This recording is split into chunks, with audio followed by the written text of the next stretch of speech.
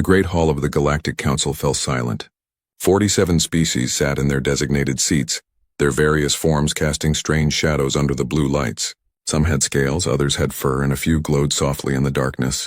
But all of them shared the same expression today: fear. Ambassador Thelric stood at the center podium. His forearms trembled slightly as he gripped the speaking stone. His kind, the Xanthari, looked like giant mantises from Earth's history books. Their green exoskeletons usually shimmered with confidence, but today, Thelric's looked dull and tired.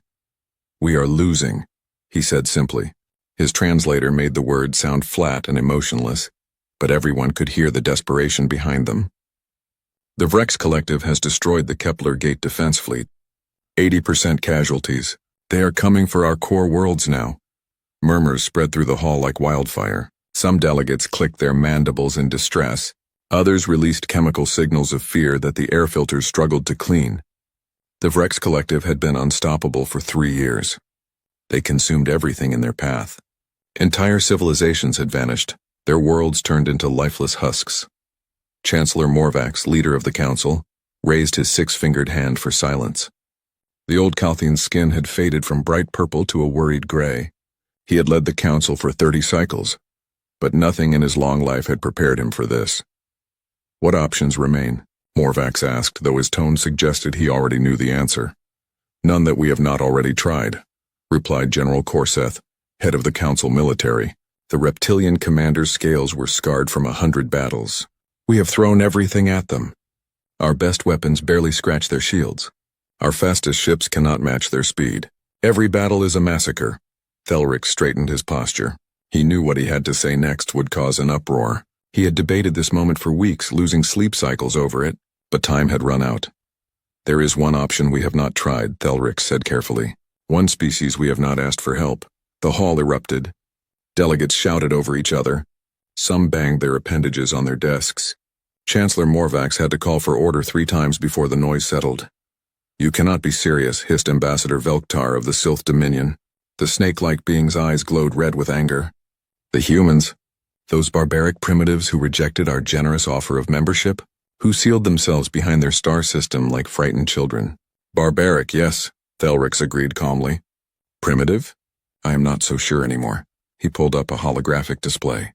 Images appeared in the center of the hall, showing Earth's solar system. The Sol system, as humans called it. It had been quarantined for 200 years, ever since first contact had gone terribly wrong. 2 centuries ago we met humanity, Thelric continued. They were violent, unpredictable. They fought wars among themselves even as we spoke of peace. When pirates attacked their colony ship, the human response was so brutal that 3 species filed formal complaints. We labeled them as dangerous and suggested isolation. They agreed and sealed their borders. "Exactly my point," Velktar interrupted. "They are savages. What help could they possibly offer?" Thelric manipulated the display, zooming in on the outer edges of the Sol system. Strange structures appeared. Massive stations, weapons platforms, ships in configurations no one recognized. "Our long-range scouts have detected unusual activity," Thelric explained. "Humanity has not been idle during their isolation. They have been building, developing. There are rumors, whispers from traders who venture too close to their borders, stories of weapons that violate council laws, technologies we deemed too cruel to use." General Corseth leaned forward, his interest piqued. "What kind of weapons?" "We do not know the details," Thelric admitted. "But traders speak of human ships that move faster than anything we have built, of kinetic weapons that strike with the force of small stars, of artificial intelligences that guide swarms of drones. All things our ethics committees banned centuries ago." The hall fell silent again.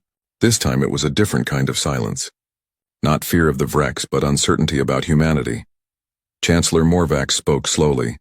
"You suggest we invite the wolves to save us from the tigers?" "I suggest we have no other choice," Thelric replied. "The Vrex will reach our core worlds in 3 months. Perhaps less. If we do nothing, we will be extinct in a year. If humans are as dangerous as we fear, then perhaps that is exactly what we need."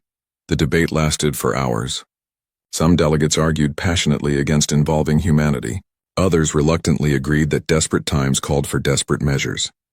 In the end, the vote was close. 25 species in favor, 22 against. The humans would be contacted. 3 weeks later, Thelrix found himself aboard a small diplomatic vessel, approaching the edges of human space. His crew was nervous. The last ship that crossed this boundary without permission had been vaporized instantly. Thelrix sent the agreed-upon codes and waited. The response came within seconds. A voice speaking perfect galactic standard, crisp and professional. Zenthari vessel, this is Earth Defense Station 12. State your purpose. I am Ambassador Thelrix of the Galactic Council, he transmitted. I request an audience with your leaders. We require assistance in a matter of galactic security. There was a pause. Thelrix imagined humans on the other end, discussing whether to vaporize his ship or hear him out. Proceed to coordinates we are sending now, the voice finally said.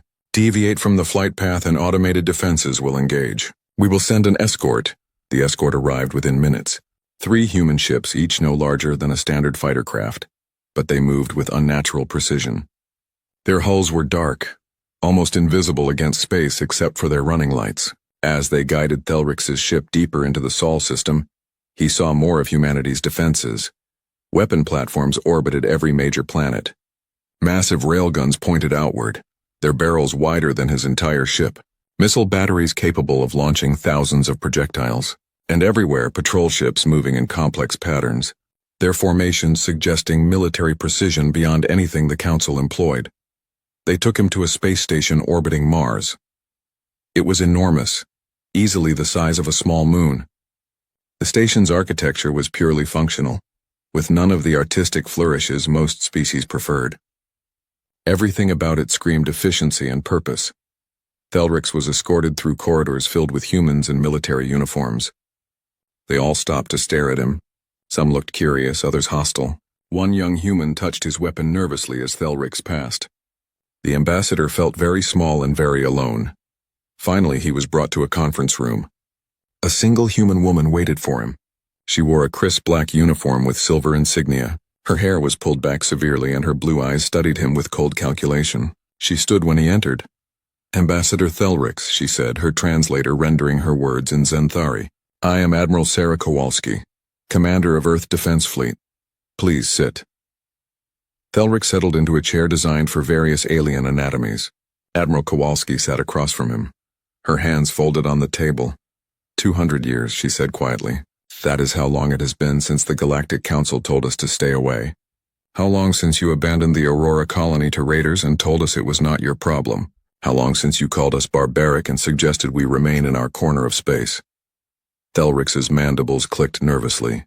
He had read the historical files. He knew humanity had legitimate grievances, I remember. Thelrix said carefully. The Council failed you then. I will not pretend otherwise. But now the galaxy faces extinction. The Vrex Collective is destroying everything. In 3 months, they will reach the core worlds. We are asking for help. Admiral Kowalski's expression did not change. Why should we care what happens outside our borders? You made it clear we were not welcome in your galaxy. Because the Vrex will not stop at Council worlds, Thelrix replied. Once they finish with us, they will come for you. Help us now or face them alone later. The Admiral was quiet for a long moment. Then she pulled up a holographic display. Images of Vrex ships appeared along with battle data. We have been monitoring the situation, Kowalski admitted. Our long-range intelligence has tracked the Vrex for 2 years. We know what they are capable of.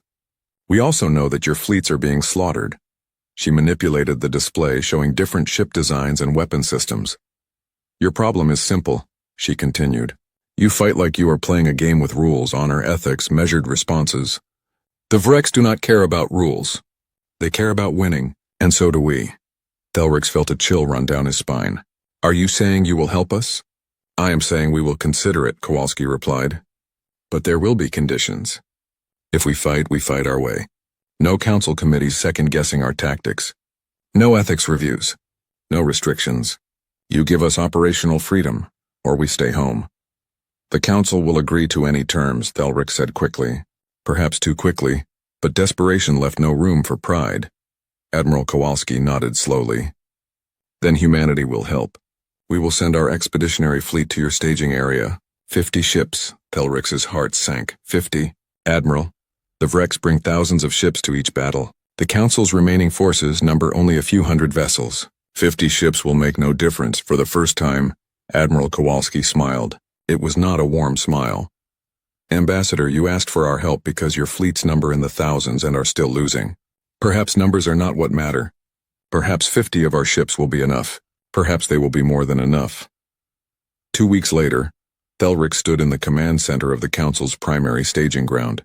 Around him, officers from dozens of species monitored displays and coordinated what remained of their military forces.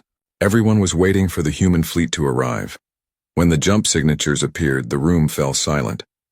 50 ships dropped out of faster-than-light travel in perfect formation, but they were like nothing Thelric had ever seen. Council ships were elegant with smooth curves and artistic designs. Human ships were brutal. Angular hulls covered in armor plating, massive weapon mounts bristling with railguns and missile pods. No decorations, no wasted space, pure function. General Corseth approached Thelric, staring at the display. The old general's scales had gone pale. Those are warships, Corseth whispered. True warships. Not exploration vessels with weapons added. Not diplomatic cruisers modified for combat. Ships built from the hull up to kill. Admiral Kowalski's face appeared on the main view screen. Behind her, Thelric could see a command bridge filled with human officers working at their stations with focused intensity. This is Admiral Kowalski of the Earth Defense Fleet, she announced. We are ready to receive mission briefing and tactical data. Chancellor Morvax himself appeared on another screen. The old Calthene looked even more tired than before. Admiral Kowalski, on behalf of the Galactic Council, we thank you for coming. We hope your 50 ships will make a difference. Kowalski's expression remained neutral. Chancellor, these are not all of our ships. These are merely what we felt comfortable sending away from home defense. We have 500 more ships in Sol system. This is just our expeditionary force. The command center erupted in shocked murmurs. 500 ships in reserve. Humanity had built a fleet larger than most council members combined, and no one had known. Thelric looked at the human warships on his display, at their brutal efficiency and obvious purpose. For the first time since the war began, he felt something other than despair. He felt a tiny spark of hope, and beneath that hope a different emotion, one that made his mandibles click nervously. Fear. Not fear of the Vrex. Fear of what the humans might do once this war was over. Admiral Sarah Kowalski stood on the bridge of the EDS Prometheus, watching as council officers toured the human warships. Their reactions were predictable: confusion, awe, sometimes fear. She had seen it all before during the inspection period. The council delegation had arrived 3 hours ago. They came aboard with scanning equipment and data tablets, determined to understand the technology that humanity had developed in isolation. What they found confused them more than it enlightened them. A Calthene engineer named Vextel approached Kowalski. His purple skin flushed darker with frustration. He held up a portable scanner that beeped erratically. "Admiral, we cannot identify half the systems on this vessel," Vextel said through his translator. "Your power generation reads as fusion, but the output levels are impossible for that technology. Your propulsion system uses quantum entanglement for faster-than-light travel, which should not work according to established physics. And these weapons—" He gestured helplessly at a nearby display. "We have no classification for them at all." Kowalski allowed herself a small smile. "Engineer Vextel, humanity has had 200 years to develop without interference. We took paths your council's ethics committees would never have approved. That is why our technology looks alien to you, because it is built on different principles. But the laws of physics are universal," Vextel protested weakly. "The laws of physics, yes," Kowalski agreed. "But your interpretation of what is possible or ethical? That is what held you back. We had no such limitations." She pulled up a holographic display showing the Prometheus's main weapons array. "This is a railgun. Nothing fancy. We accelerate a tungsten rod using electromagnetic force. Simple physics. But we accelerate it to 0.9 of light speed. At that velocity, a small rod carries more kinetic energy than your capital ship's main batteries. When it hits a target, the target ceases to exist in any meaningful way. It does not explode. It vaporizes." Vextel's eyes widened. 0.9 light speed? The energy requirements alone would be enormous, Kowalski finished. Which is why we developed new fusion reactor designs. More efficient, more compact, more powerful. We needed them to run our weapon systems. The Council banned kinetic weapons above 0.2 light speed, Vextel said quietly. The Ethics Committee deemed them too destructive. Too cruel. That is why you are losing, Kowalski replied without emotion. You fight with one hand tied behind your back. You wage war like it is a gentleman's duel with rules and honor. The Vrex wage war like a natural disaster. They do not care about your rules. Neither do we. She switched the display to show another weapon system. These are antimatter torpedoes. Each one carries a gram of antimatter suspended in a magnetic containment field. When the field collapses on impact, matter and antimatter annihilate each other. The explosion is equivalent to 20 kilotons. We carry 500 per ship. Vexatel made a choking sound. Antimatter weapons were banned 300 years ago. The devastation they cause is precisely what we need against the Vrex, Kowalski interrupted. Engineer, I understand your shock. Your species has rules about warfare because you view it as a last resort, something to be avoided if possible, and conducted with restraint when necessary. Humanity views warfare differently. War is inevitable, so we became very, very good at it. She gestured to a nearby tactical officer. Lieutenant Chen, bring up the drone control systems. A new display appeared showing thousands of small icons swarming around the human fleet in complex patterns.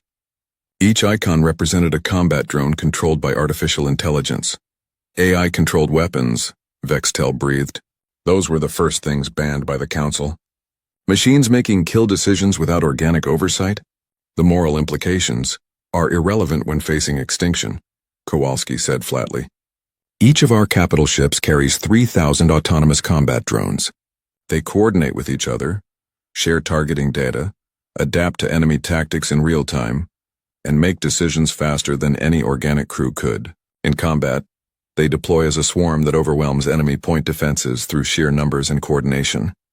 She zoomed in on a single drone's specifications. Each drone carries enough explosive power to cripple a frigate.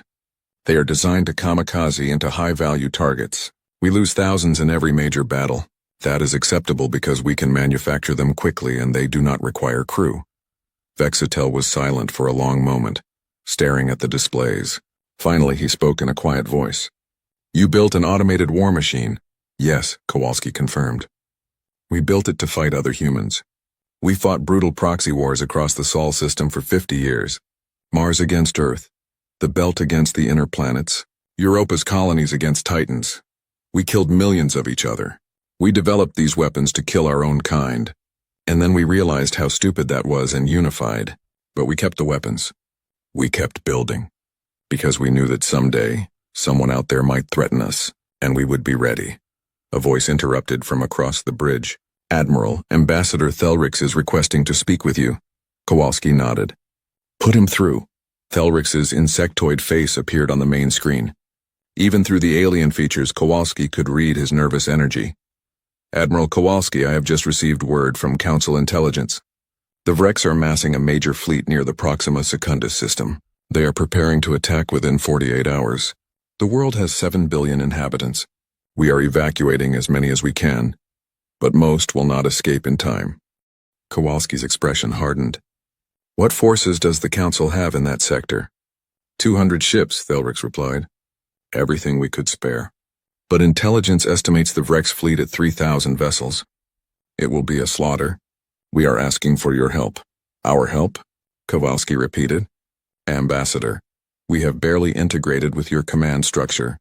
Our officers do not know your protocols. Our ships have not trained with yours. You want us to jump into a battle we have not prepared for? I am asking you to save 7 billion lives, Thelrix said quietly. I know it is not ideal. I know the odds are terrible. But if humanity is as capable as you claim, agreed, Thelrix said immediately. Kowalski was silent for exactly 3 seconds. Then she turned to her communications officer. Lieutenant, signal all human vessels. Full battle alert. We jump to Proxima Secundus in 30 minutes. Tell them to prepare for hostile engagement. She looked back at Thelrix. Ambassador, we will be there. But understand this. We fight our way. No council oversight. No questions about our tactics. No after-action ethics reviews. We go in, we destroy the Vrex fleet, we leave. Agreed? Agreed, Thelrix said immediately. Thank you, Admiral. The people of Proxima Secundus, thank you. The screen went dark. Kowalski turned to her crew. They were already moving, each officer performing their tasks with practiced efficiency. This was what they had trained for. what humanity had prepared for across 2 centuries of isolation. XO status report, Kowalski ordered. Commander Marcus Webb, her second-in-command, pulled up fleet readiness displays. All vessels reporting green across the board, Admiral. Reactors at maximum output. Weapon systems charged. Drone bays loaded and ready. The fleet can jump on your command. How long until Council forces are ready? Kowalski asked. They estimate 6 hours to prepare their fleet for combat operations, Webb replied. Kowalski shook her head. 6 hours to prepare for battle. No wonder they are losing. Send them our jump coordinates. Tell them to catch up when they can. We are not waiting. Admiral, jumping in without support, Webb began. Is exactly what we need to do, Kowalski interrupted. The Vrex will not expect us. They have never faced human weapons. We hit them hard and fast while they are still figuring out what hit them. By the time Council forces arrive, the battle will already be decided. Webb nodded sharply. Aye, Admiral. Kowalski walked to the center of the bridge, standing in front of the main view screen. Around her, the crew worked at their stations, their faces showing the calm focus that came from years of training. These were not green recruits. Every person on this bridge had seen combat. Every person knew what was coming. All vessels report ready for jump, Admiral, the navigation officer announced. Kowalski took a deep breath. This was it, the moment humanity revealed itself to the galaxy, not as the barbaric isolationists the Council remembered, but as something far more dangerous, a species that had turned warfare into an art form. Execute jump, she ordered. Take us to war. The 50 human warships vanished from Council space in synchronized flashes of light. Behind them, panicked Council officers scrambled to prepare their own forces. They had no idea what they were about to witness. None of them understood that the human fleet was not rushing to join a desperate defense. They were rushing to demonstrate exactly why humanity should never have been isolated, why keeping them locked away from the galaxy had been a mercy, not for humanity, for everyone else. 30 minutes later, 50 human warships emerged from faster-than-light travel at the edge of the Proxima Secundus system. Alarms immediately sounded across every bridge. Sensors confirmed Vrex fleet presence, Lieutenant Chen reported, counting 2,943 vessels. They are in attack formation around the planet, reading multiple weapon signatures consistent with planetary bombardment preparations. Kowalski studied the tactical display. The Vrex fleet was enormous, a dark swarm surrounding the blue-green world below. Already the first bombardment strikes were falling on the planet's surface. Mushroom clouds bloomed across cities. Millions were dying every second. Distance to enemy fleet? Kowalski asked calmly. 7 million kilometers and closing. We are on intercept course at 0.3 light speed. Status of Council forces? 200 Council ships detected. They are engaging the Vrex but taking heavy casualties. Down to 180 ships and falling fast. Kowalski nodded slowly. As expected, the Council forces were brave but outmatched. They would all be dead within an hour. Do the Vrex know we are here? She asked. Their long-range sensors should have detected us, but they have not altered formation or diverted forces. They appear to be ignoring us, Commander Webb grunted. 50 ships against 3,000. They probably think we are reinforcements for the Council. Not worth their attention. They are about to learn differently, Kowalski said quietly. Weapons, charge all railguns to maximum yield. Antimatter torpedoes, load full complement. Drone bays, prepare for mass deployment. Defensive systems to full power. All systems charging, Admiral, the weapons officer reported. We will be in effective range in 2 minutes. Communications fleet-wide channel. Channel open, Admiral. Kowalski's voice went out to every human ship in the fleet. 50 captains and thousands of crew members heard her words. This is Admiral Kowalski to all vessels. We are about to engage an enemy fleet that outnumbers us 60 to 1. They have never faced human weapons. They do not know what we are capable of. They think we are just another group of Council ships rushing to die bravely. We are going to teach them the error of that assumption. She paused, letting her words sink in. 200 years ago, the galaxy told us we were too violent, too dangerous, too barbaric. They feared what we might do if we were unleashed. Today, they invited us back. They asked for our help. So let us show them exactly what they were afraid of. Let us show the Vrex why humanity is something to fear. Another pause. Execute protocol hammer. All vessels, weapons free. Fire at will. The human fleet accelerated directly toward the Vrex armada. They did not slow down. They did not deploy in defensive formations. They charged like ancient cavalry, engines burning at maximum thrust, closing the distance at .3 light speed. The Virex finally noticed them. Alerts spread through the enemy fleet as sensors picked up unusual energy signatures. The human ships were not like Council vessels. Their power outputs were wrong. Their weapons configurations were unrecognizable.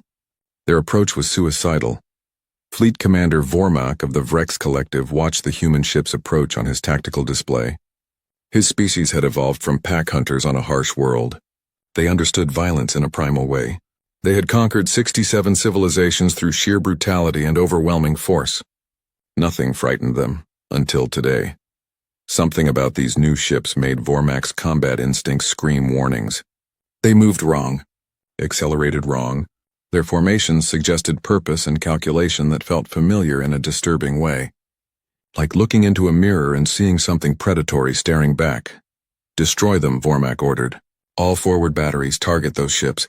I want them eliminated before they reach effective weapons range. 300 Vrex warships opened fire simultaneously. Energy beams and plasma torpedoes streaked across space toward the human fleet. It was enough firepower to vaporize a planet's surface. It should have annihilated the 50 human ships instantly. The weapons struck the human shields, and nothing happened. Kowalski watched as the Vrex barrage hit her fleet. The shields flickered, turning white-hot for a moment, then returned to normal. The quantum-hardened ablative shields distributed the energy across multiple dimensions, shunting most of it away harmlessly. Shield status, she said calmly. Shields holding at 97%, Admiral. Enemy weapons are ineffective. Range to targets? Entering effective range in 5 seconds. Kowalski's hands gripped the arms of her command chair. Fire. 50 human warships unleashed hell. The railguns fired first. Tungsten rods, each weighing 50 kilograms, accelerated to .9 light speed. They crossed the remaining distance in fractions of a second. When they hit Vrex ships, physics took over. The kinetic energy converted instantly to heat and light. Vrex warships did not explode. They did not break apart. They simply ceased to exist, vaporized in microseconds by the relativistic impacts. 200 Virex vessels vanished in the first salvo. Before the Virex fleet could even process what happened, the second wave hit. Antimatter torpedoes streaked through space, their magnetic containment fields barely containing the deadly cargo. They detonated in the densest parts of the Vrex formation. Each explosion created a miniature sun, the matter-antimatter reactions releasing more energy than Vrex shields could possibly absorb. Ships within 500 kilometers of each detonation were instantly destroyed. Ships within 1,000 kilometers were crippled by radiation and electromagnetic pulses. 800 more Vrex ships died in nuclear fire. Then came the drones. 50,000 autonomous combat units poured from the human fleet, like angry insects from a disturbed hive. They moved in perfect coordination, their AI minds communicating at the speed of light, sharing targeting data, identifying priorities, adapting to Vrex defensive patterns in real time. The Vrex point defense systems opened fire desperately. They destroyed hundreds of drones, then thousands. But for every drone destroyed, 10 more slipped through. The drones were small, fast, and smart. They jinked and weaved, used destroyed ships as cover, coordinated their approaches to overwhelm individual targets. They slammed into Virex warships by the hundreds, each one carrying enough explosive power to penetrate hulls and detonate inside. Capital ships shuddered as dozens of drones impacted simultaneously, explosions tearing through their interiors, secondary detonations following as reactors and ammunition stores cooked off. Vormak watched in horror as his fleet disintegrated around him. They had engaged 50 enemy ships. 5 minutes ago, his fleet had numbered nearly 3,000 vessels. Now his tactical display showed fewer than 2,000, and the rate of losses was accelerating. All ships fall back, he ordered desperately. Get us out of here. But the human fleet was not done. They had closed to point-blank range now, moving through the Vrex formation like sharks through a school of fish. More railgun shots, more torpedoes, more drones. The slaughter continued without pause. Council forces, watching from the edges of the battle, sat in stunned silence. Their sensors showed impossible things.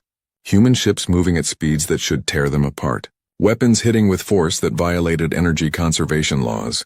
Drone swarms exhibiting intelligence that made their own AI seem primitive. And everywhere, Vrex ships dying, vaporizing, exploding, breaking apart. The mighty Vrex collective, terror of the galaxy, was being systematically annihilated. Not defeated. Annihilated. The battle, if it could even be called that, lasted exactly 5 minutes and 43 seconds from first human railgun shot to the last Vrex ship either destroyed or fleeing. 3,000 Vrex vessels entered the battle. 2,891 were destroyed. 109 escaped, their faster-than-light engines engaging in full retreat. Human casualties, 0. Ammunition expended, 23%. Admiral Kowalski stood on her bridge, watching the debris field that had been the Vrex fleet. Small pieces of wreckage tumbled through space, glowing from residual heat. A few escape pods drifted aimlessly, their occupants broadcasting desperate surrender signals. Status of the planet, she ordered. Bombardment has ceased. Preliminary scans indicate heavy damage to 3 major cities. Estimated casualties in the millions, but the remaining 7 billion inhabitants are safe. Kowalski nodded slowly. Contact the Council fleet. Inform them that the Vrex have been eliminated. They should proceed with evacuation and relief operations. Admiral, Commander Webb said quietly, we just destroyed an entire fleet. The Council forces saw everything. They are going to have questions. I know, Kowalski replied. She looked at the tactical display. At the 50 human ships holding position in perfect formation. Not a single vessel damaged. Not a single casualty. Let them ask. We did what they could not. We saved those people down there. If the Council has a problem with our methods, they should not have asked for our help. On the main view screen, incoming transmissions started flooding in from Council ships. Requests for information, demands for tactical data, questions about human casualties, confusion about what they had just witnessed. Kowalski ignored them all. She had one more message to send. Communications, tight beam transmission to Earth. Tell command that first contact with the Vrex is complete. The enemy has been engaged and defeated with minimal resource expenditure. We await further orders. Message sent, Admiral. Kowalski sat back in her command chair. The easy part was over. The battle was won. Now came the difficult part. Explaining to the galaxy exactly what humanity had become during their 200 years of isolation, and dealing with the inevitable question that would follow. If humans could do this to the Vrex, what could they do to everyone else? The silence in the Council Command Center was absolute. Officers from 47 species stood frozen at their stations, staring at displays that showed impossible things. The Vrex fleet, 3,000 strong, had been annihilated in under 6 minutes. The human fleet of 50 ships sat undamaged among the debris field. Ambassador Thelrix felt his legs give out beneath him. He collapsed into his chair, mandibles clicking uncontrollably. His mind struggled to process what his eyes had seen. The math was simple but terrifying. 3,000 enemy ships destroyed, 50 human ships untouched. It was not a battle. It was an execution. General Korzeth approached slowly, his clawed hand gripping the back of Thelrix's chair for support. The old general's scales had gone completely gray with shock. What are they? Korzeth whispered. What in the name of the ancestors are they? Before Thelrix could respond, Admiral Kowalski's face appeared on every screen in the command center. Her expression was calm, almost bored, like she had just completed routine training exercises rather than the most devastating victory in recorded galactic history. Council Command, this is Admiral Kowalski, she said crisply. Vrex fleet has been eliminated. The planet Proxima Secundus is secure. Human forces are standing by for further orders. We have sufficient munitions remaining for 2 more engagements of similar scale. 2 more engagements. The words hung in the air like a death sentence. Humanity had barely used a quarter of their ammunition to destroy an entire Vrex armada. What could they do at full capacity? Chancellor Morvax finally found his voice. The old Kalthine's skin had turned almost white with shock.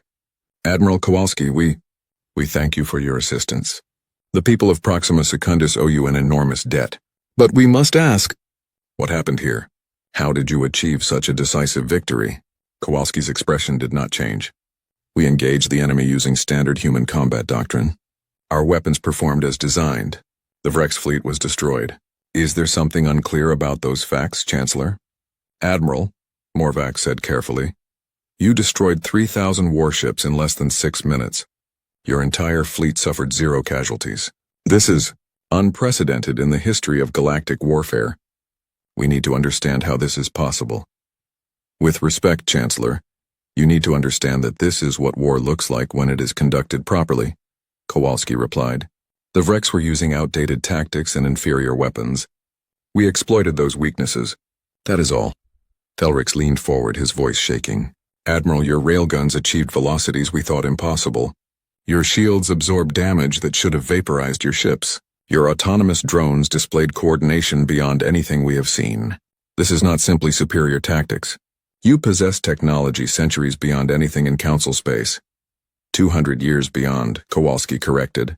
That is how long you gave us to develop without interference. We used that time productively. A new voice cut into the channel. Cold, calculating. It came from one of the Council's science vessels. Admiral Kowalski, this is Research Director Malketh. I have been analyzing your weapon signatures. The kinetic energy of your railgun projectiles exceeds the theoretical maximum for electromagnetic acceleration. The antimatter reactions show containment efficiency that violates thermodynamic principles. Your faster-than-light drives leave quantum signatures that should not exist. How is any of this possible? Kowalski smiled slightly. Director Malketh, your theories assume certain limitations that we decided to challenge. Your laws of physics are correct. Your assumptions about what those laws allow? Not so much. That is not an answer, Malketh snapped. I am asking for... You are asking for information about human military technology, Kowalski interrupted. Information that humanity considers classified. If the Council wishes to understand our weapon systems, you can submit a formal request through diplomatic channels. I am sure our government will give it all the consideration it deserves. The implied refusal was clear. Humanity would not be sharing their secrets, not now, perhaps not ever. Chancellor Morvax raised a hand for calm. Admiral, we do not wish to create tension between our peoples.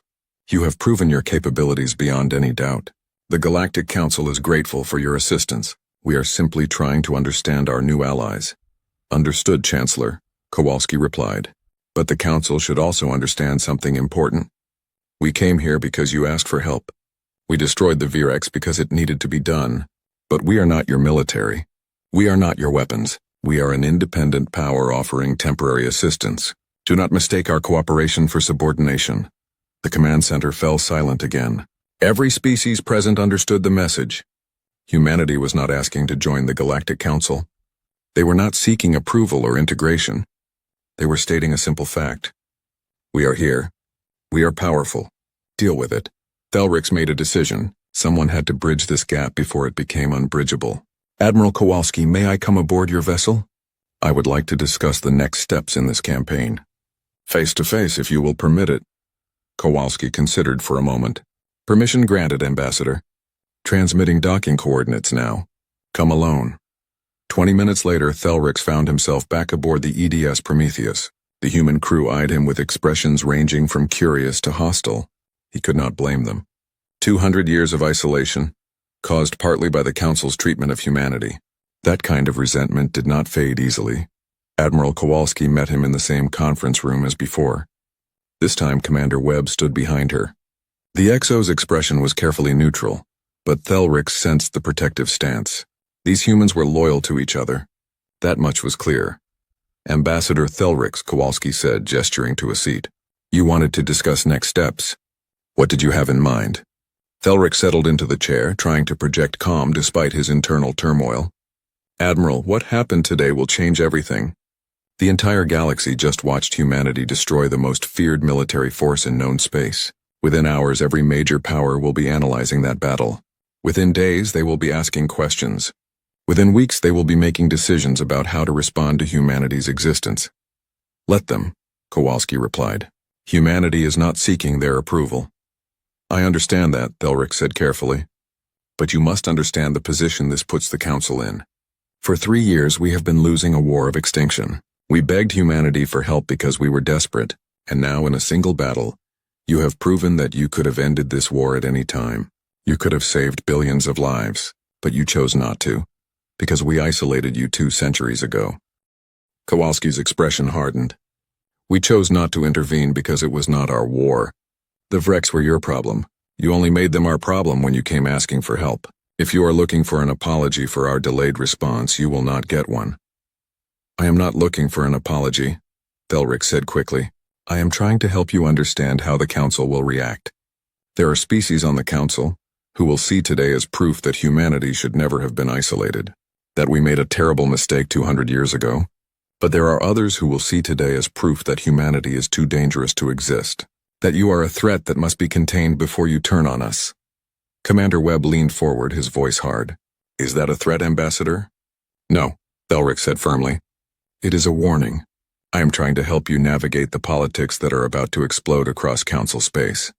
Because like it or not, Admiral, humanity is now part of galactic affairs. You cannot destroy 3,000 warships in front of witnesses and expect to return to isolation afterward. Kowalski was quiet for a long moment. Then she sighed. You are right, of course. We knew this was inevitable.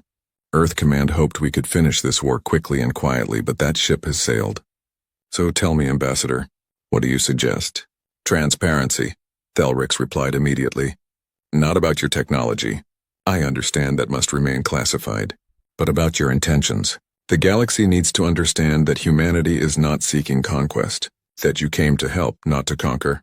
We did come to help, Kowalski said, but the Council should also understand that we are not the gentle, peaceful species they might hope for. We are warriors, Ambassador. We spent 200 years fighting each other, perfecting the art of war. We unified because we realized the real threats were external, not internal. But we did not lose our edge. We sharpened it. Then help me understand that edge, Thelric said, because I am trying to advocate for humanity among my people. I am trying to convince them that you are potential allies, not future enemies. But I need to understand what drives you, what humanity wants from this galaxy. Kowalski stood and walked to the viewport. Outside, human warships hung in perfect formation against the stars. Beyond them, the blue-green curve of Proxima Secundus was visible, scarred but surviving. What does humanity want? She repeated quietly. 200 years ago, we wanted acceptance. We wanted to explore the stars, make friends, share knowledge. The galaxy told us no, told us we were too violent, too primitive, too dangerous. So we went home. We built our own civilization. We thrived without the Council's help. She turned to face Thelric directly. Now, we want to be left alone. We want our independence respected. We want the galaxy to acknowledge that we exist on our own terms, not theirs. And we want to ensure that no one ever threatens Earth or her colonies. That is all. We are not seeking to conquer anyone. We are not interested in building an empire. We just want our corner of space and the strength to keep it safe. Then why help us? Thelric asked. If all you want is isolation, why risk your ships and your people for a council that rejected you? Because the Virex would not have stopped with you, Kowalski replied. Eventually they would have come for us. Better to stop them now while we have allies, even reluctant ones, than face them alone later. Strategic pragmatism, Ambassador. Nothing more. Thelric nodded slowly. He believed her. Perhaps that was naive, but something in her tone rang true. Humanity was not seeking conquest. They were seeking security. The problem was their definition of security involved weapons capable of destroying fleets in minutes. I will carry your message to the Council, Thelric said. I will advocate for peaceful coexistence and mutual respect. But, Admiral, you must give me something to work with. Some gesture that proves humanity's good intentions. Kowalski thought for a moment. Very well. We will share limited tactical information about the Virex. Ship capabilities, weapons loadouts, standard tactical formations. Nothing about human technology, but enough to help Council forces defend themselves better. Will that suffice? It is a start, Thelric replied. Thank you, Admiral. Do not thank me yet, Kowalski said grimly. This war is not over. Today was one battle. The Vrex Collective is vast. They have lost a fleet, but they have hundreds more scattered across their territory. They will retaliate, and when they do, they will be ready for us. The next battle will not be so easy. Will you stay? Thelric asked. Will humanity continue to fight alongside us? For now, Kowalski confirmed. But understand that our commitment is conditional. If the Council tries to dictate our tactics or question our methods, we leave. If Council politics interfere with military operations, we leave. We are here to win this war, not play games. Are we clear? Crystal clear, Admiral, Thelric replied. As Thelric's shuttle departed the Prometheus, he looked back at the human fleet. 50 ships. Just 50, And they had changed the course of galactic history in 6 minutes. What would happen when Earth sent the rest of their fleet? What would happen when humanity revealed the full extent of their military power? He hoped the galaxy was ready for the answer.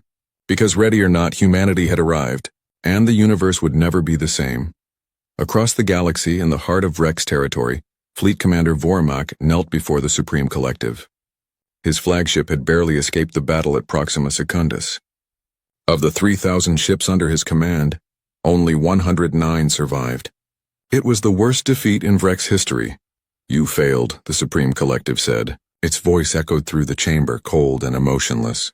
The Supreme Collective was not an individual but a Gestalt consciousness, the merged minds of the Vrex ruling caste. It spoke with absolute authority. "I encountered an unknown enemy," Vormak replied, keeping his voice steady despite his fear. "A species not in our databases. Their technology exceeded anything we have encountered. Their weapons—" "Your excuses are irrelevant," the Collective interrupted. "You lost 3,000 warships to 50 enemy vessels. This is unacceptable. It cannot be tolerated. It will not be repeated. With respect, Supreme Collective, this enemy is unlike anything we have faced before," Vormak insisted. "They employ weapons we have never seen, tactics we have never encountered. They fight without honor, without restraint, without mercy. They fight like us," the Collective finished. "You're describing an enemy that fights like the Vrex. This intrigues us. Who are these warriors?" "They call themselves humans," Vormak replied. "From a species the Council isolated 200 years ago. Apparently the Council made a grave error in judgment." The Supreme Collective was silent for a long moment. When it spoke again, its tone had changed. Less angry, more curious. "Show us the battle data. Everything. We wish to understand this enemy." Vormak transmitted the recorded sensor logs from his surviving ships. The Collective analyzed them in seconds, its merged consciousness processing information faster than any individual mind could. "Fascinating," the Collective said. "Kinetic weapons at near-light speed. Antimatter warheads, autonomous combat drones, defensive shields of unknown design, and all of this deployed with tactical precision that suggests extensive combat experience. These humans are worthy adversaries." "What are your orders, Supreme Collective?" Vormak asked. "We will suspend offensive operations against Council worlds," the Collective announced. "All available forces will be redirected to studying this human threat. We will capture their ships, analyze their technology, learn their weaknesses, and when we are ready, we will return to Council space with overwhelming force. We will destroy the humans first, then we will finish consuming the Council." "How many ships should I requisition?" Vormak asked. "All of them," the Collective replied. "Every warship in Vrex space. We will not underestimate these humans again. If 50 of their ships can destroy 3,000 of ours, we will bring 30,000 to their next battle. We will crush them through sheer weight of numbers. No mercy, no restraint. Total annihilation." Vormak felt a chill run through his body. The Supreme Collective was committing the entire Vrex military to a single objective. This was unprecedented, but as he remembered the human weapons tearing through his fleet, he understood. Humanity was not just another enemy. They were an existential threat. "It will be done, Supreme Collective," Vormak said, bowing low. "See that it is," the Collective replied. "The humans have declared themselves. Now we will show them what happens when they threaten the Vrex Collective. We will show them that there are worse things in this galaxy than the Council feared humanity to be. We will show them that we are one of those things." Vormak departed the chamber and immediately began issuing orders. Fleet marshalling points were established. Supply lines were organized. Ship captains were briefed on the new priority target. Within hours, the largest military mobilization in Vrex history was underway. 30,000 warships began moving toward Council space. Not to conquer, not to assimilate, but to destroy a single species that had dared to challenge Vrex supremacy. Humanity had won the first battle. But the war was about to become something far more terrible. Something that would test whether human weapons and human tactics were enough to stand against an enemy that could match their ruthlessness and far exceed their numbers. The galaxy held its breath, waiting to see what would happen when an unstoppable force met an immovable object. When the Vrex war machine collided with human military doctrine, when two species that lived for war finally found worthy opponents in each other, the answer would be written in fire and blood across a dozen star systems. And when it was over, the survivors would remember this moment. the moment everything changed. The moment humanity revealed themselves not as saviors or conquerors, but as something the galaxy had never seen before. Warriors. True warriors. The kind that emerged from a species that nearly destroyed itself learning how to kill, then unified just in time to turn those skills outward. The Vreks were about to learn what the Council had suspected 2 centuries ago, that humanity was dangerous. Not despite their capacity for violence, but because of it. Because they had refined violence into an art form. Because they understood war in a way that most species, even warrior species like the Vreks, could never match. They understood that war was not about honor or glory or conquest. War was about winning, at any cost, by any means, with absolute commitment and zero hesitation. And humanity was very, very good at winning. News of the Battle of Proxima Secundus spread across the galaxy at the speed of light. Within hours, every major civilization had received the transmission. Within days, the entire galactic community was watching the battle footage on endless repeat. 3,000 Virex warships destroyed in less than 6 minutes. 50 human vessels untouched. The numbers were clear. The implications were terrifying. The Galactic Council convened an emergency session. Every species sent their highest-ranking officials. The Grand Chamber, usually filled with diplomatic pleasantries and careful negotiations, buzzed with heated arguments and fearful whispers. Humanity had changed everything, and no one knew how to respond. Chancellor Morvax called the session to order, his skin still pale from shock. Honored delegates, we face an unprecedented situation. The human species has demonstrated military capabilities far beyond anything in Council records. We must decide how to proceed. Ambassador Velktar of the Sylth Dominion rose first, his serpentine form coiling with agitation. What is there to decide, Chancellor? We invited monsters to save us from predators. Now we must deal with the consequences. The humans are too dangerous to exist freely. They must be controlled or eliminated before they turn on us. The chamber erupted in shouts. Some delegates agreed. Others protested.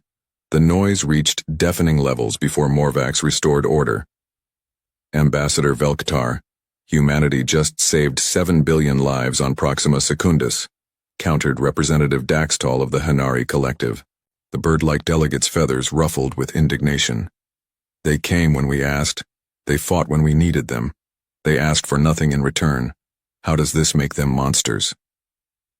They destroyed 3,000 ships without breaking a sweat, Velktar hissed. They possess weapons we cannot comprehend. They follow no laws we recognize. Today they fight the Vreks. Tomorrow, what prevents them from turning those weapons on us? Common sense, said a new voice. Ambassador Thelrix stepped forward, his mandibles clicking nervously but his posture determined. I have spoken with Admiral Kowalski. I have toured their ships. I have seen their capabilities firsthand. And I can tell you that humanity is not interested in conquest. They want security. Nothing more. You trust their words? Velktar scoffed. Ambassador Thelrix, you have been compromised by your interactions with them. You see them as saviors because they arrived when you were desperate. But I see them for what they are. A threat to everything the Council stands for. The Council stands for unity and mutual protection, Thelrix replied calmly. How is accepting humanity's help against that? Because they did not help us, Velktar snapped. They demonstrated their superiority. They showed us that everything we built, every ship we designed, every tactic we developed, is worthless against their technology. They humiliated us while pretending to help us. Chancellor Morvax raised his hand for silence. This debate is not productive. We need information, not speculation. I have invited human representation to this session. They will address our concerns directly. The main doors opened. Admiral Sarah Kowalski entered the chamber, flanked by 2 human officers. She wore her dress uniform, black with silver insignia, and walked with military precision. Every eye in the chamber followed her as she approached the central podium. Admiral Kowalski, Morvax said formally, thank you for accepting our invitation. The Council has questions about the recent battle and humanity's role in this conflict. I am here to answer them, Chancellor, Kowalski replied. Her voice was steady, professional, showing none of the tension that filled the room. Velktar did not wait for formal protocols. Admiral, explain to this council how humanity developed weapons that violate every technological limitation we have established. Explain how 50 ships destroyed 3,000. Explain how you possess capabilities that should not exist. Kowalski turned to face the Serpentine ambassador directly. Ambassador Velktar, humanity developed our technology through 2 centuries of research and development. We had no council oversight limiting our innovations, no ethics committees declaring certain avenues of research off limits. We pursued every possible advantage because we knew the universe was dangerous. The Battle of Proxima Secundus proved we were correct. You pursued forbidden technologies, Velktar accused. Antimatter weapons, artificial intelligence warfare, near-light kinetic bombardment. These were all banned by council law for good reason. Banned by laws we never agreed to, Kowalski pointed out. Ambassador, humanity is not a council member. We are not bound by your regulations. You invited us to help with the Vrex, we helped. If you have complaints about our methods, perhaps you should have been more specific in your request. Representative Daxtal spoke up. Admiral, I believe Ambassador Velktar is expressing a concern shared by many. Not that you broke our laws, but that your capabilities far exceed anything we can match. This creates an imbalance of power that makes some species uncomfortable. I understand the concern, Kowalski acknowledged. But uncomfortable or not, the facts remain. Humanity possesses advanced military technology. We use that technology to defeat the Vrex. If the Council wishes to develop similar capabilities, that is your choice. But we will not handicap ourselves to make others feel better. What are your intentions? Asked Council Military Commander Korseth. The old general had been silent until now, observing carefully. Admiral, you have proven your strength. What do you want? Territory? Resources? Political power within the Council? We want none of those things, Kowalski replied. As I told Ambassador Thelrix, humanity's goal is simple. We want our independence respected. We want our territory left alone. We want to ensure that no external threat can harm Earth or her colonies. That is all. Then why fight for us? Korseth pressed. If you only care about your own security, why risk your people to save ours? Strategic pragmatism, Kowalski said. The Vrex would not have stopped with the Council. Eventually, they would have come for human space. Better to stop them now while we have potential allies than face them alone later. Additionally, this conflict allows us to field test our weapons and gather intelligence on major galactic threats. It serves multiple purposes. The brutal honesty of her answer shocked some delegates. Others nodded in understanding. At least the humans were not pretending their motives were purely altruistic. Chancellor Morvax leaned forward. Admiral Kowalski, the Council appreciates your assistance. But we need assurances. The galaxy needs to know that humanity will not use its power to threaten other species. Can you provide such assurances? No, Kowalski said bluntly. I can tell you that humanity has no current plans for conquest or aggression against Council members. I can tell you that we prefer peaceful coexistence. But I cannot guarantee anything beyond that. If another species attacks human territory, we will respond with overwhelming force. If anyone threatens Earth, we will destroy them. Those are not threats, Chancellor. Those are facts. The chamber fell silent. Her words were not diplomatic. They were not comforting.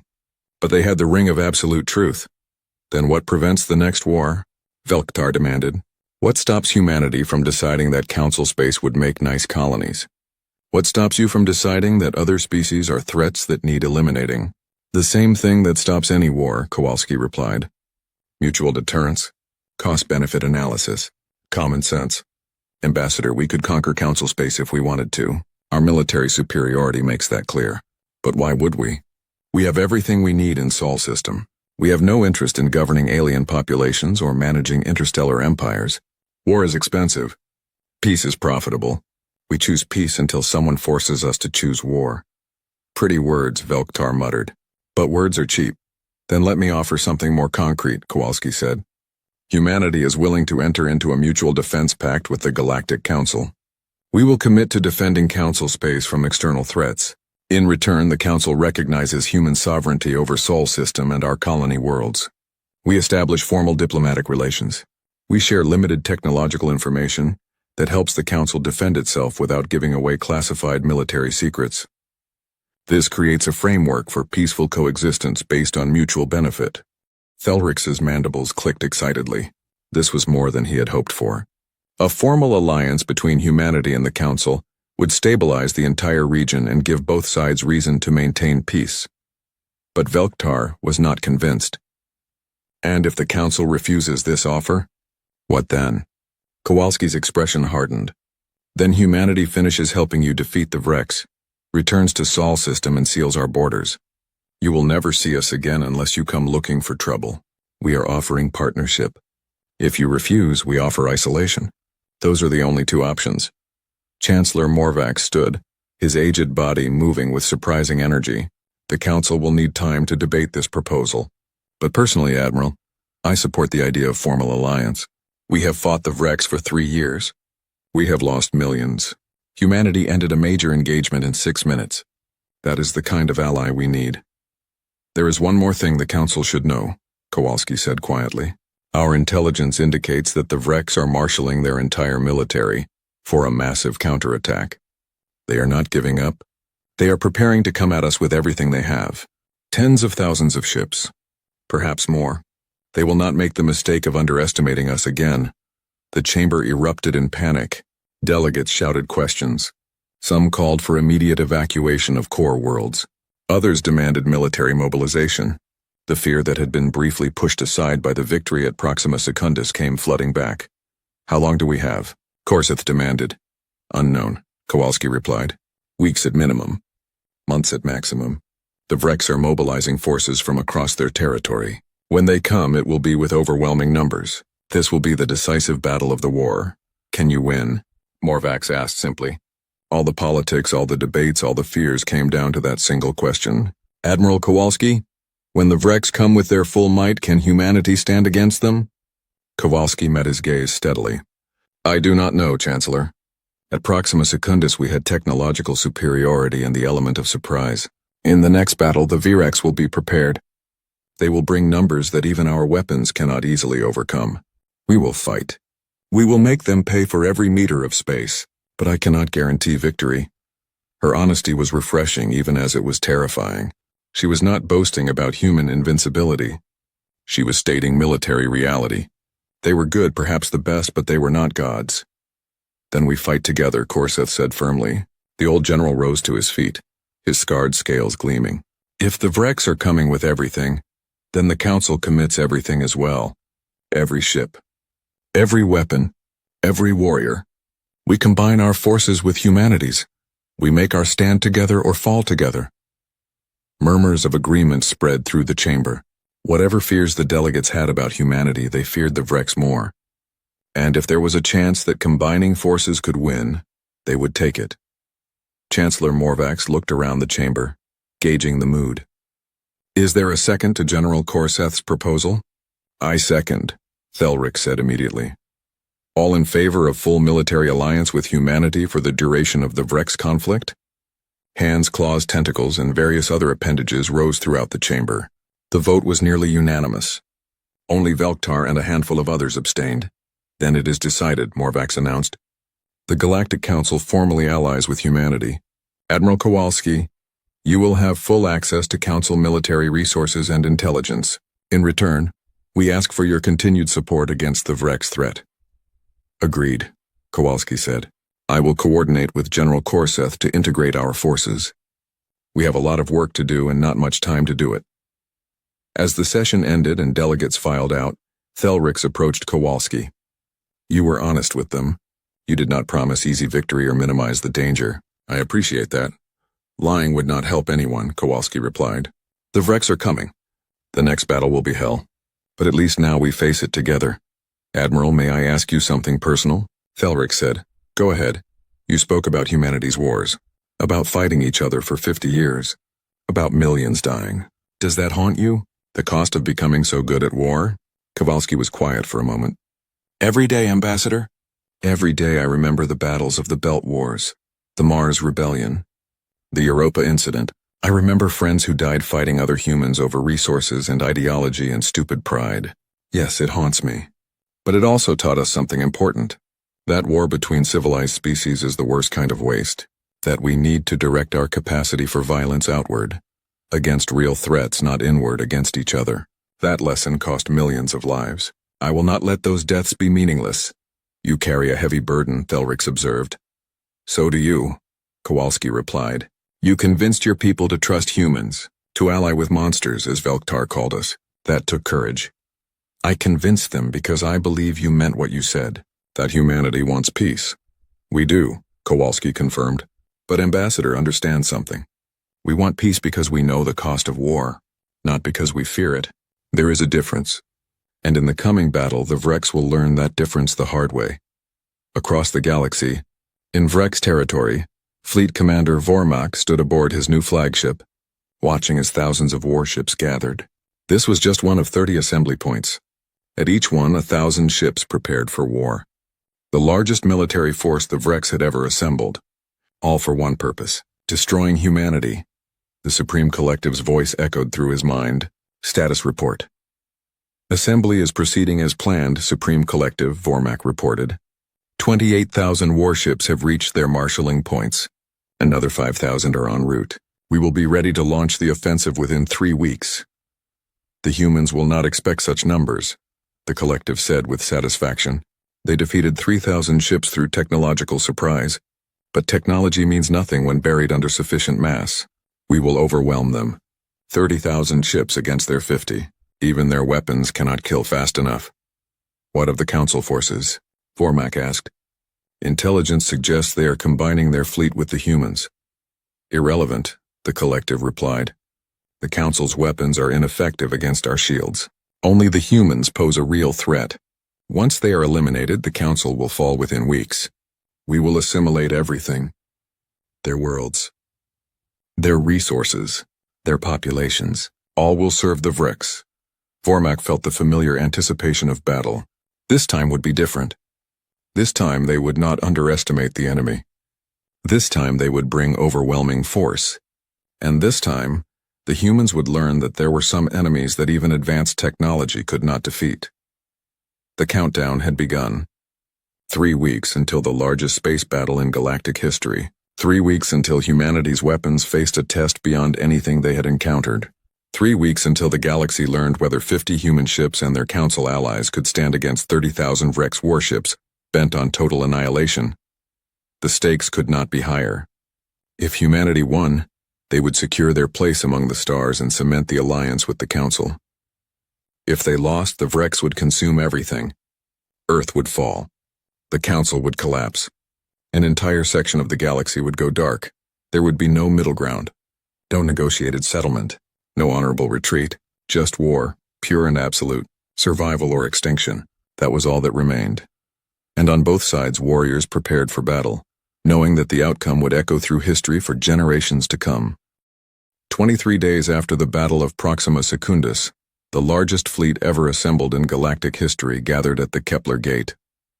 550 human warships stood in perfect formation, their dark hulls absorbing light like holes in space. Around them, 800 Council vessels from 47 different species formed a protective sphere. This was it. The final stand. Everything came down to what happened in the next few hours. Admiral Sarah Kowalski stood on the bridge of the EDS Prometheus, watching the tactical displays. Her fleet had grown. Earth Command had sent 500 additional ships. Every available human warship now stood ready for combat. This was not a token force. This was the full might of humanity's military. Sensor contact, Lieutenant Chen reported. Multiple jump signatures at extreme range. Counting. Admiral, I am reading 30,317 Vrex vessels. They are emerging from faster than light in attack formation. 30,000. The number was staggering.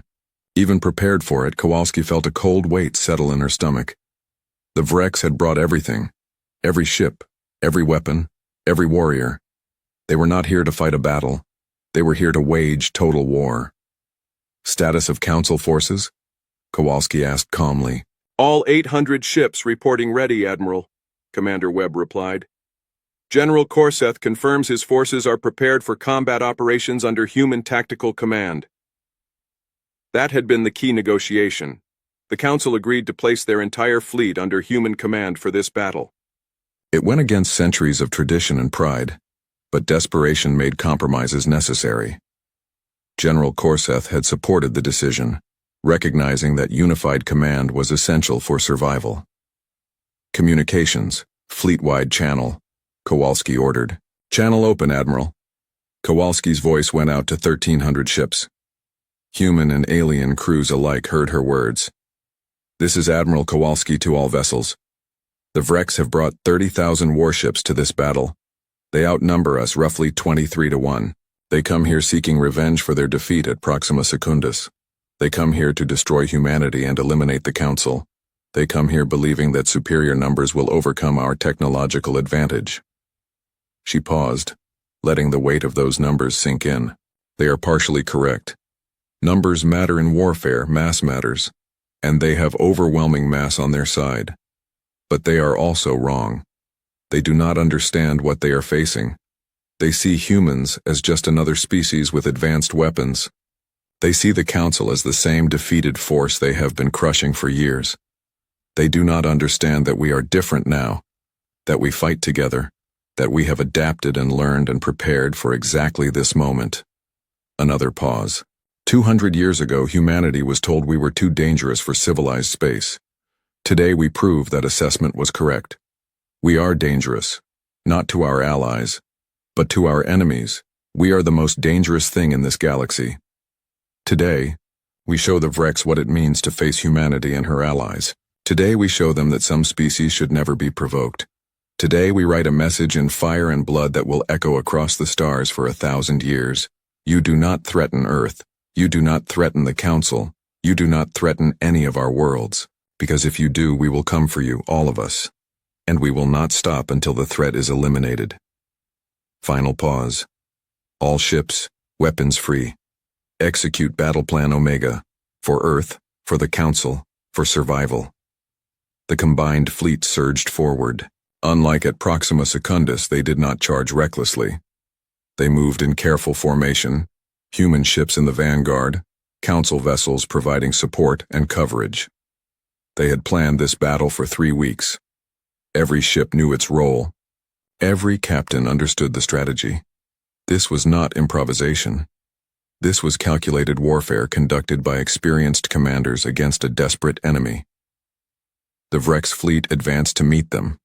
30,000 warships moving as one, their formation, designed to maximize overlapping fields of fire and prevent the concentrated attacks that had devastated them before.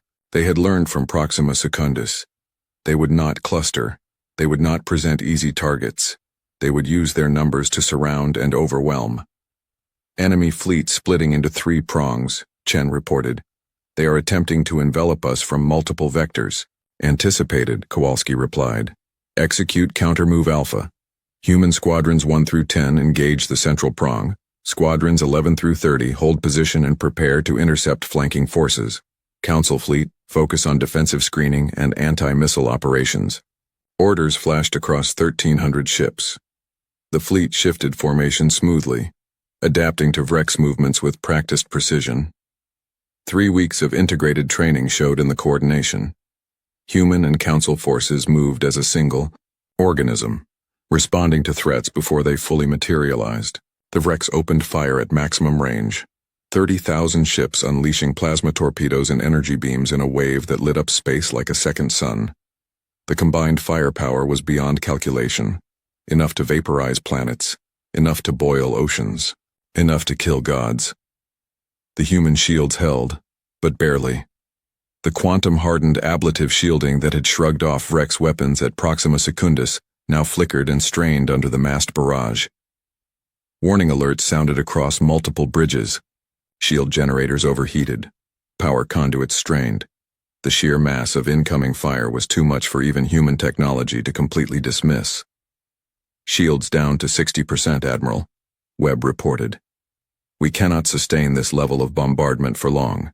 We do not need to, Kowalski replied. Range to targets? Entering effective weapons range in 30 seconds. All human vessels, charge weapons to maximum. Prepare to fire on my mark. The 30 seconds felt like hours. Vreks fire continued to hammer the human fleet. 2 Council ships exploded as plasma torpedoes overwhelmed their inferior shields. 5 more sustained critical damage. But the humans held formation, absorbing punishment, waiting for their moment. Range achieved, Admiral. Fire. 550 human warships unleashed hell simultaneously. Railguns firing in synchronized salvos. Antimatter torpedoes launched in carefully calculated spreads. Drone swarms deploying by the 100,000.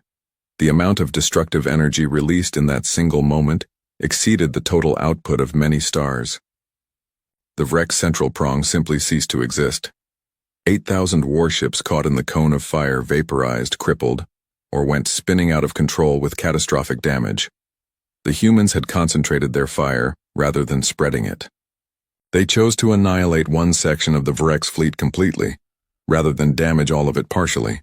Central prong eliminated, Chen reported with barely concealed awe.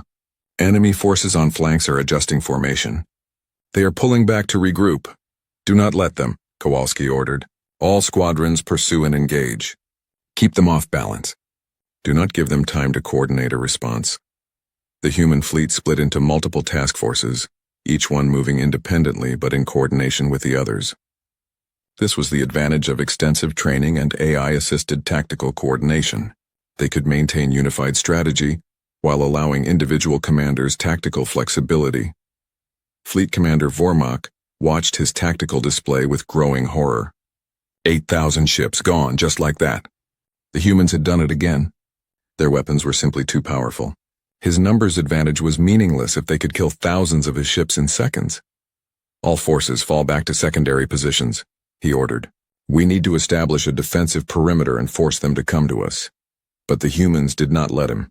They pressed their attack relentlessly, forcing Vrek's ships to fight while out of position, preventing them from forming the coordinated defense Vormak needed. This was not the brute force victory of Proxima Secundus. This was skilled commanders using superior technology and better tactics to defeat an enemy that outnumbered them more than 20-1, and it was working. The battle raged for hours.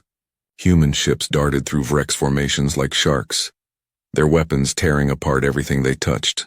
Council forces provided crucial support, their shields intercepting missiles meant for human vessels, their sensors extending the range at which human weapons could track targets. It was not perfect coordination. Ships still died. Mistakes were made. But the alliance held. Admiral Kowalski watched the casualty reports mount. 20 human ships destroyed, 37 damaged, 112 council vessels lost. Against those losses, the Vreks had lost over 17,000 warships.